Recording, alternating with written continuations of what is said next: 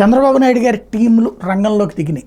ప్రస్తుతం దేశ విదేశాల్లో ఉన్నటువంటి సంస్థలు ఏవి విస్తరించాలనుకుంటున్నాయి, ఏవి భారత్కి రావాలనుకుంటున్నాయి, వాళ్ళ ఎక్స్పాన్షన్ నెట్వర్క్ ఏంటి, దాంట్లో ఎవరిని పట్టుకుంటే పని అవుతుంది, భారతదేశంలో ఆంధ్రప్రదేశ్ వైపుకి రావాలంటే ఏం చేయాలి, ఈ పనిని ప్రస్తుతం పర్యవేక్షించేందుకోసం ఎక్కడికక్కడ ఎన్ఆర్ఐలకు సంబంధించినటువంటి నాయకులు, వాళ్ళకి సాఫ్ట్వేర్ కంపెనీలు ఉన్నాయి, వ్యాపార వాణిజ్యాలు ఉన్నాయి.